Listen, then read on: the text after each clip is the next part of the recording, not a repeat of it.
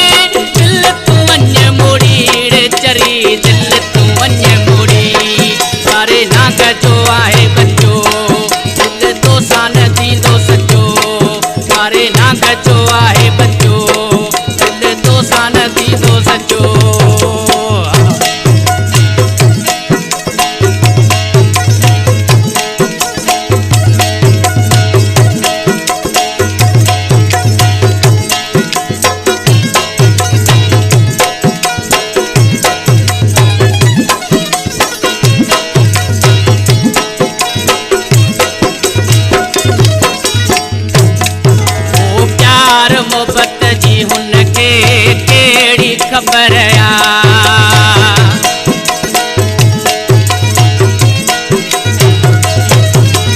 प्यार मोहब्बत जी हुनखे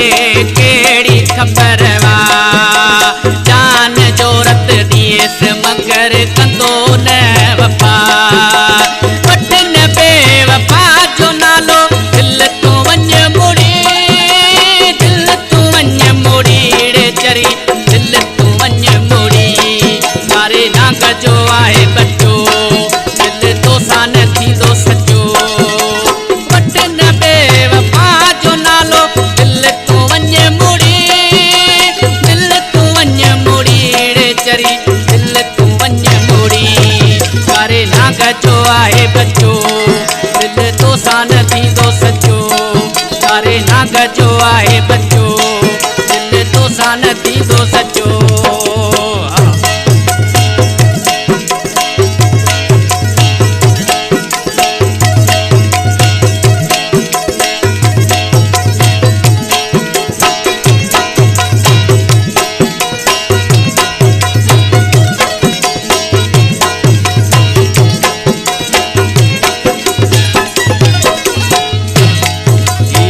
पसंद जो प्यारो तेरी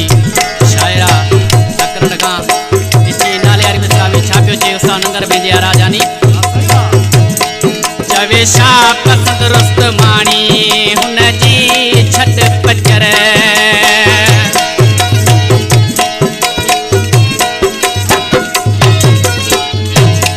चवे शाह पसंद रुस्त माणी हुन जी छट पचर अंदर जे पलीत के तुपन याद कर वठन बे वफा जो नालो दिल तू वञ मुड़ी